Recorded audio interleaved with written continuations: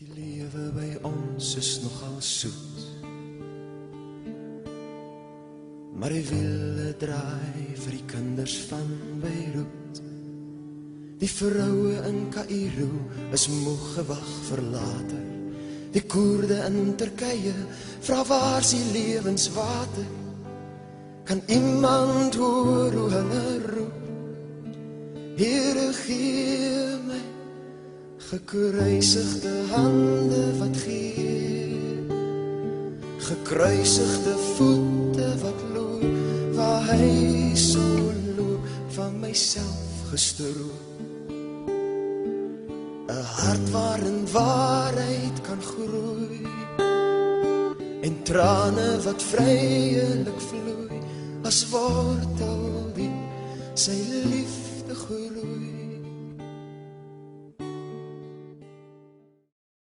Die Here het opgestaan, die Here het waarlik opgestaan. Dood, waar is jou angel? Doderyk, waar is jou oorwinning?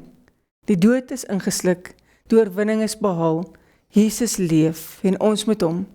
Genade vir julle en vrede van God die Vader, hy sorg vir ons. En van die Seun, hy het waarlik opgestaan. En van die Heilige Gees, hy leef in ons. Amen. Geliefdes, ons het Vrydag die kruisiging van Jesus herdenk. Jesus wat sterf aan die kruis en wat begrawe is. Maar vandag is juist die dag waaroor ons as gelowiges kan jubel en kan juig. Jesus het opgestaan, hy lewe. In die eerste paar verse van Johannes 20 lees ons dat Maria Magdalena reeds vroeg die sondagoggend by die graf was. En toe sy daar kom, sien sy die klip is weggerol en die graf is leeg.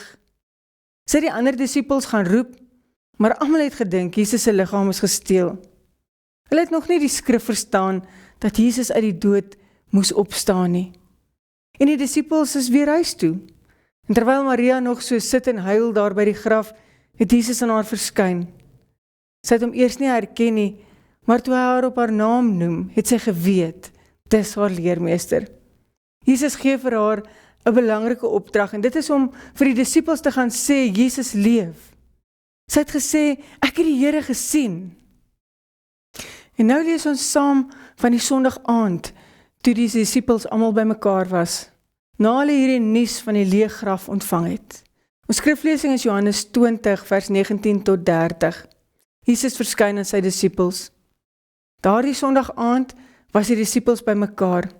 Alhoewel die deure gesluit was, omdat hulle bang was vir die Jode, het Jesus gekom en tussen hulle gaan staan en vir hulle gesê, vrede vir julle. Nadat hy dit gesê het, wys hy sy hande en sy sy vir hulle. Die disippels was baie bly toe hulle die Here sien. Vrede vir julle, sê hy weer vir hulle.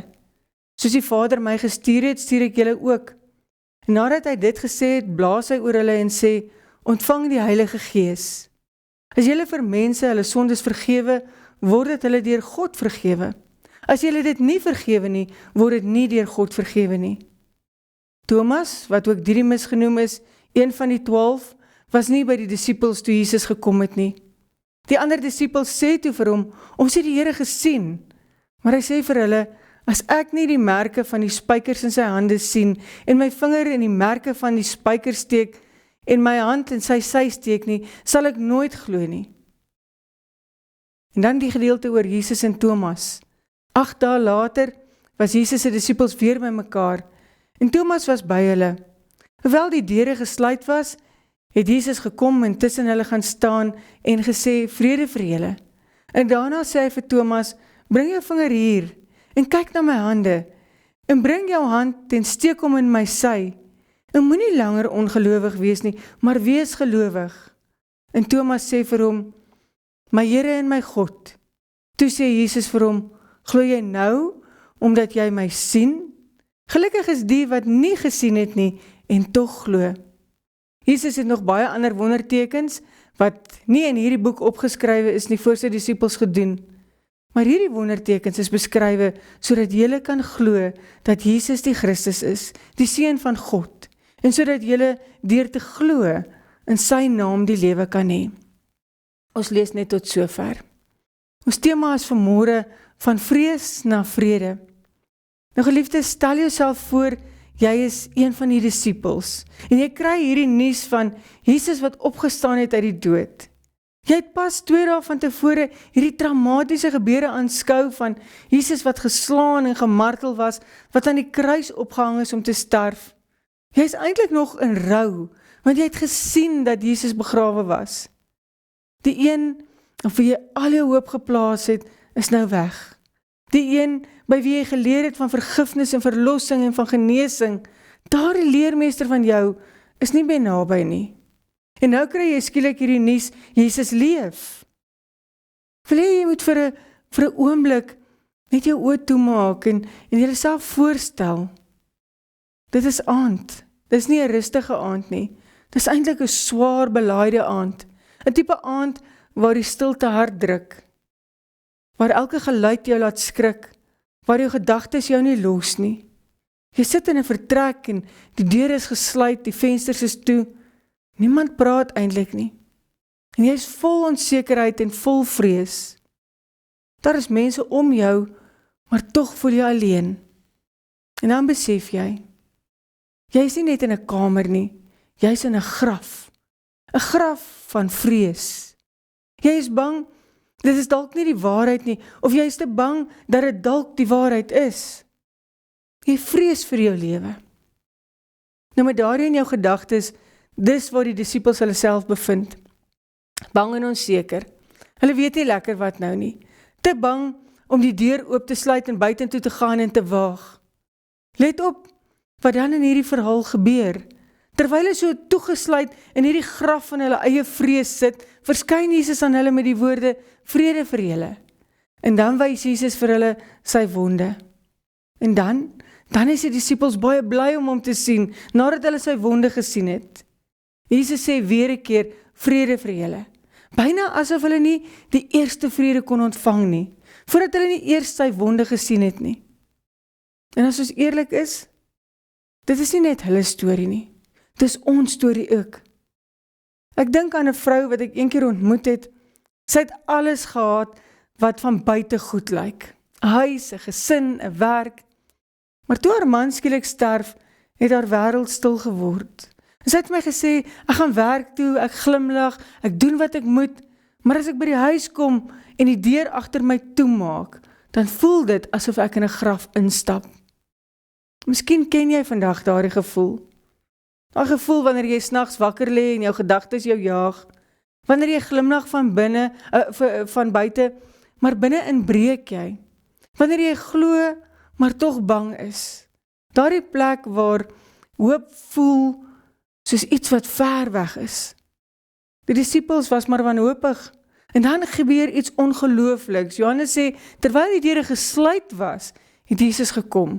Nie deur die deur nie. Nie omdat hulle hom ingenooi het nie. Hy het net daar gestaan. Reg in hulle vrees, reg in hulle donker, reg in hulle graf. En weet jy, as Jesus aan hulle verskyn, dan vra hy nie vir hulle, waar was julle toe ek julle nodig gehad het, of julle lafaards, julle het mos weggehardloop nie. Hy vra nie, hoekom glo julle nog nie? Hy sê net, vrede vir julle. Maar dis nie al nie, want die disippels kyk nog, hulle wonder nog, is dit regtig hy? En toe doen hy iets wat alles verander. Hy wys vir hulle sy wonde in sy hande en in sy sy. Nou dink 'n bietjie daaraan. As jy Jesus was, opgestaan, oorwin, verheerlik, sou jy nie dalk jou wonde wou wegsteek nie? Sou jy nie net eerder jou krag en jou mag wou wys nie? Maar Jesus doen die teenoorgestelde. Hy sê in wese, kyk, dis ek, die een wat gelei het, die een wat vir julle lief was tot die einde. En skielik maak dit sin. Die disippels sien nie net 'n wonderwerk nie, hulle sien hulle verlosser. Net soos Maria Magdalena vir Jesus erken as die leermeester toe hy haar naam ken, toe hy haar op haar naam noem. En Johannes sê, toe was hulle bly. Die wonde van Jesus vertel 'n storie. Ek onthou, toe ek 'n kind was, het ek my knie oopgeval en vir dae lank het ek dit vir almal gewys. Kyk hoe erg is dit. Maar later het dit 'n litteken geword. En daardie littekening het 'n storie van vertel. Van speel, van val, van opstaan, van genees. Maar nie alle wonde in mense lewe is sigbaar nie. Sommige is diep. Die woorde wat iemand dalk oor jou gesê het. Die dag toe alles in jou lewe verander het. Die fout wat jy wens, jy kon terugvat. Die verlies wat jy dalk nooit heeltemal verwerk het nie. En ons dra dit saam, en ons steek dit weg, of ons hou dit vas. Watter storie vertel Jesus se wonde?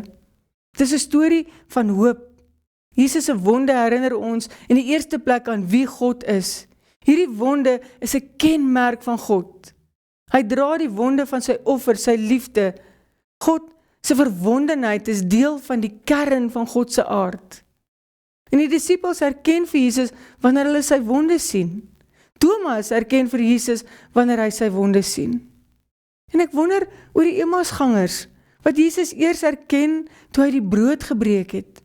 Kon dit wees dat hulle die wonde in sy hande gesien het?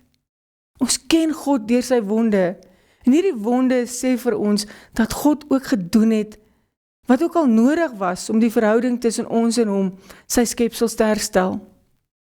En in hierdie wonde sien ons dat Jesus werklik mens geword het, dat hy werklik sy lewe vir ons geoffer het.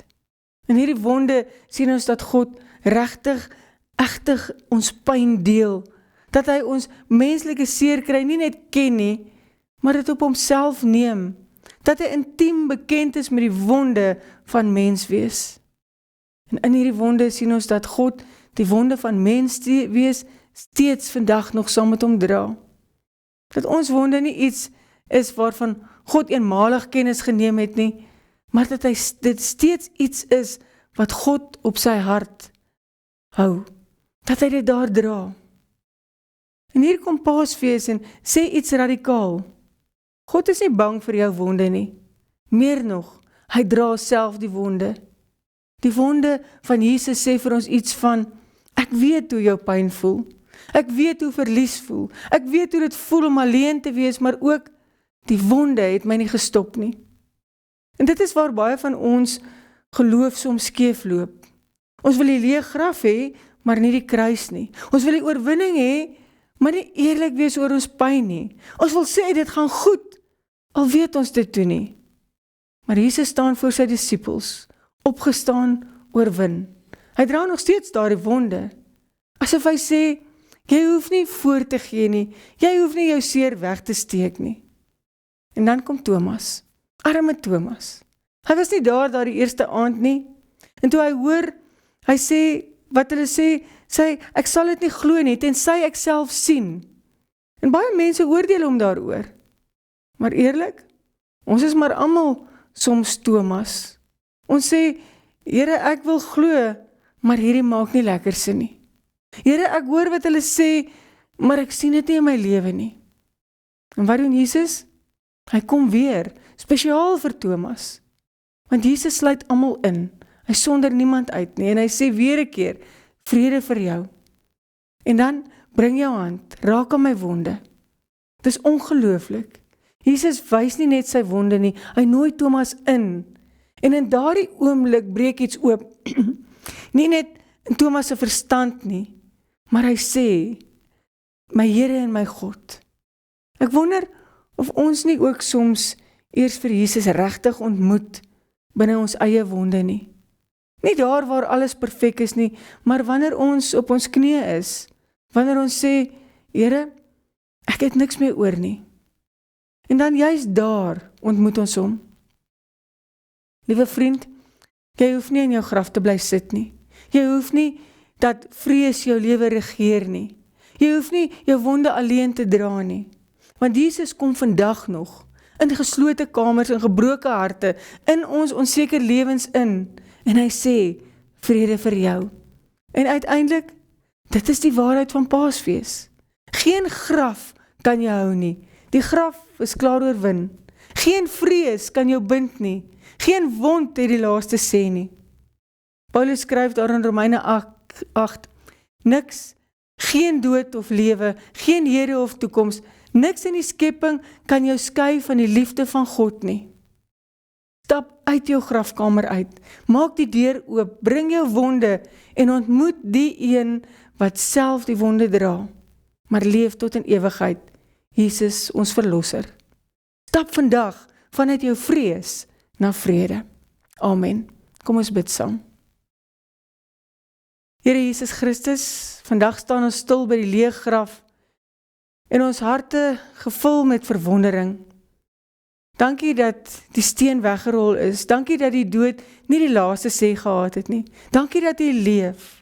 Here, ons kom na U toe soos ons is, met ons vrese, met ons onsekerheid, met ons wonde wat nog pyn. En U ken elke traan. U sien elke seer. U dra selfs die merke van die kruis. En tog staan U voor ons en sê, vrede vir julle. Here, spreek daardie vrede vandag diep in ons harte in.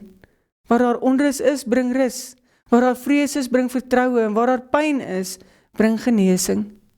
Here, help ons om nie in ons grafte te bly sit nie, vasgevang in ons skuld, of vasgeketting deur die verlede of verlam deur vrees nie. Geef vir ons die moed om die deur oop te maak, om uit te stap in die lig van die opstanding. En leer ons om ons wonde na U toe te bring, nie om dit weg te steek nie, maar om dit in U hande te plaas. En dankie Here, dat U selfs uit ons seer nuwe lewe kan laat groei. Vandag kies ons om te glo, dat die lewe sterker is as die dood, dat hoop sterker is as vrees, en dat liefde sterker is as enigiets anders. En soos U opgestaan het, Here, laat iets nuuts ook opstaan, nuwe geloof, nuwe hoop, nuwe lewe. Ons eer U en ons aanbid U, en ons volg U, die lewende Here. Amen. Ontvang nou die seën van die Here. Jesus Christus is die opstanding in die lewe. Deur sy wonde het daar vir ons genesing gekom. Wie in hom glo, sal in ewigheid nooit sterwe nie. Hy is ons vrede, nou tot in ewigheid. Amen. Die nuus op die TV laat my sug. Ek raak het al gewoond en ek draai my rug. Maar 'n bedelaar in Indië, sy oë is verwytend, en deur sy harde masker sien ek sy oë splytend. En Jesus vra waarom ek vlug. Here, gee my gekruisigde hande wat gee, gekruisigde voete wat loop, waar hy sal loop, van myself gestroop. 'n hart waarin waarheid kan groei, en trane wat vrylik vloei, as wortel diep sy liefde groei. Ek weet dat iemand sal moet gaan, dat ander kan verstaan. Ek weet dat iemand sal moet sterf, dat ander hom kan erf. Here, gee ons gekruisigde hande wat gee, gekruisigde voete wat loop, waar hy sal loop, van myself gestroop. 'n hart waarin waarheid kan groei, en trane wat vrylik vloei, as wortel diep sy liefde groei, sy liefde groei.